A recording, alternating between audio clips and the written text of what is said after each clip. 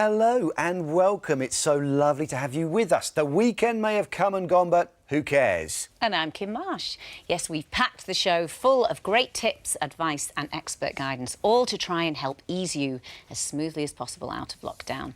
Here's what we've got coming up on the show. Restaurants, pubs and bars are all... Does a return to normal life mean we have to sacrifice our privacy?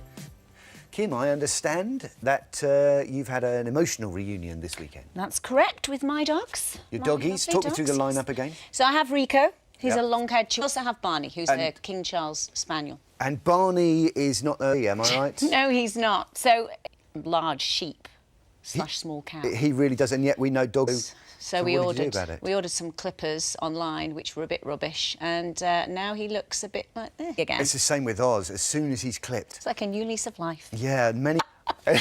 Oh, she looks very calm, though. Very Yeah, I calm. wouldn't be. Well, now spare a thought for all those owners of dogs who don't quite understand that the point is to stay clean after you've washed them. Isn't that right, Nicole?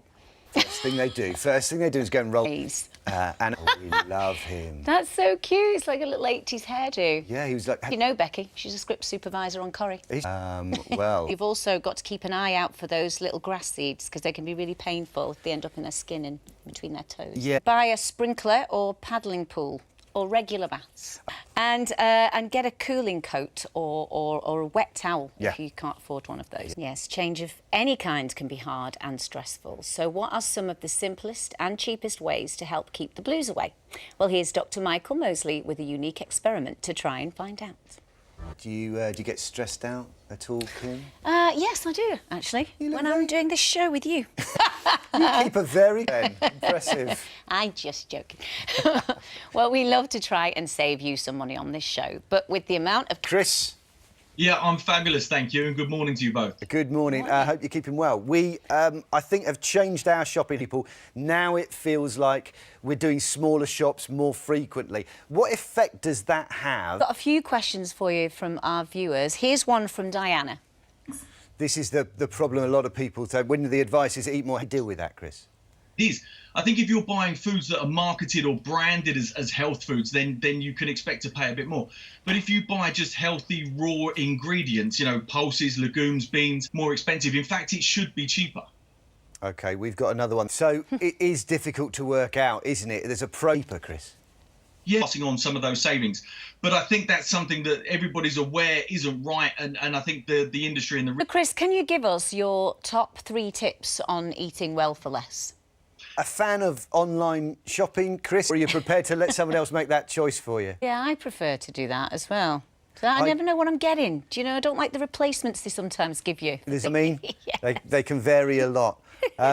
Chris, I mean, I know you love meal, that after this thing you are desperate for somebody else to... Might have hoped, so and I wish them all the very best of luck. Yeah, good stuff. Thank you so much. So one of the questions we're being asked the most is how can you get financially ready for the future when we don't know what kind of future we need to prepare for? So it's a big welcome back to Experts Corner for Claire Barrett, personal finance editor at the FT. Now listen, there's so many questions that need answering, so we'll start with this. I mean, the range of advice, some people that are really struggling, and then on the other hand, there are some that find they have much more change in their pockets than they had before. So it seems like this is a tale of... To work, haven't needed as much petrol in the car, maybe they're with higher levels of debt or who aren't earning as much, then it very... Of course. Well, look, we've got some viewers' questions to get through. The first one is from Christian. So this is an interesting question because we do, you know, we have all learned, you know, some of us have learned not to overspend and to budget. And then some of us have learnt, well, have picked up a habit of doing a little bit of retail therapy. How do we stop ourselves now that all the shops are open? You know, how can we train ourselves? And help you keep track of your money, set budgets, etc. And we'll send you a message if you overspend. But I think you're right, kid temptation, then just don't let them turn up. That's a really good idea. I have another question here from Natalie. So there you go. That is a question directly linked to what we've just been talking about. If you look again at spending on essentials, like, because they got my online order wrong, I've given them away. So talking about savings, what are the different types then of savings accounts? What are the best ones? Are any of them giving people a better return on their money? Now, if you've built up your emergency buffer and you want to look for something extra, or more on credit card debt, things that are rolling up. So if you have got some extra cash... And there are investing apps, aren't there? Many people have turned to that. Is investing a good way to go? Have to use that money to buy your first home or as a pension. So what would your advice be then to people in the long term? I think that's a really good piece of advice there. Well, thank you so much. Loads and loads of good advice that we've heard you. Well, we love hearing from you. So if you've got a question for any of our experts, do... I would very much enjoy spending. It'd be something you should offer that as a service. Very de-stressing. OK. Anyway, from today, non-essential shops in Scotland are reopening. Shopping may be back, but as we know, it now looks very different. So what does that mean for you and your rights? Have they changed too? For example, if you buy something and it's not quite right for whatever reason, can you still take it back? Oh, see what you did there? Can you believe... Find that very hard to believe. Are you ready, Kym? I don't really know what I'm supposed to be ready for. Well, Matthew. we're talking... OK. Basically, this is Matt-splaining. To tell me what your rights are, and I'll tell you if it's all right or all wrong. Thus the title. OK. Here we go. Yeah. You've bought a neon-coloured sweater, right? OK. It doesn't... Are you entitled to your money back? Good. It's a poser, isn't it? OK. I would have thought yes.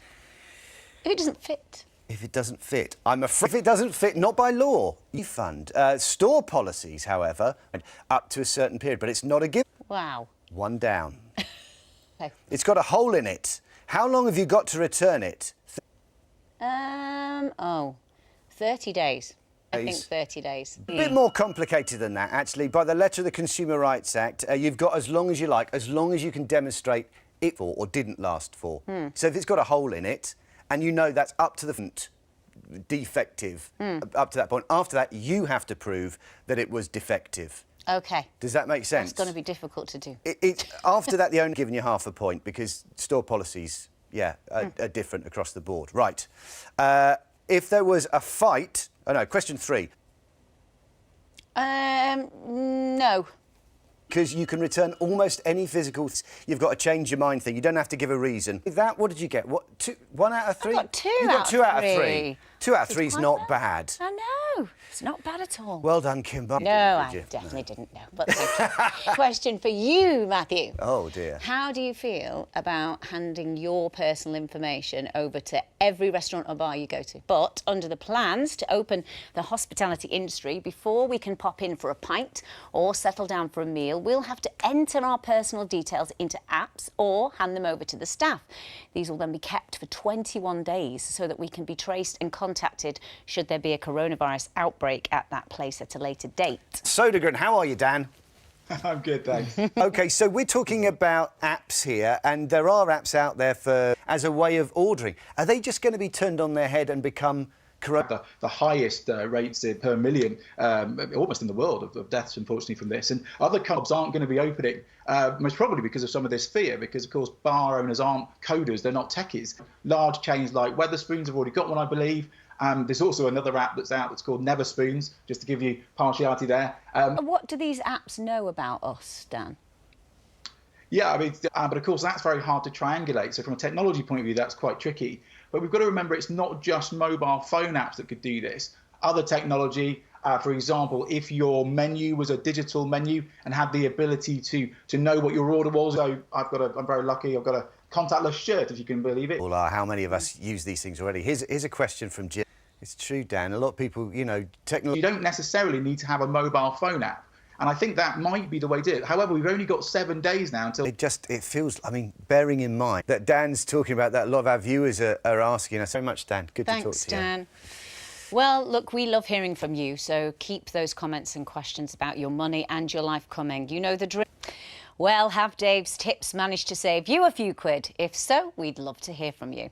Well, that's about it from us for today. On tomorrow's show, it's the topic that just refuses to go away, holidays. And why are some companies starting to take new bookings for the summer before they've refunded all the holidays that had to be Plus, we'll be chatting weddings. Wear your hat and join us at 10. See you then. Bye-bye. Bye.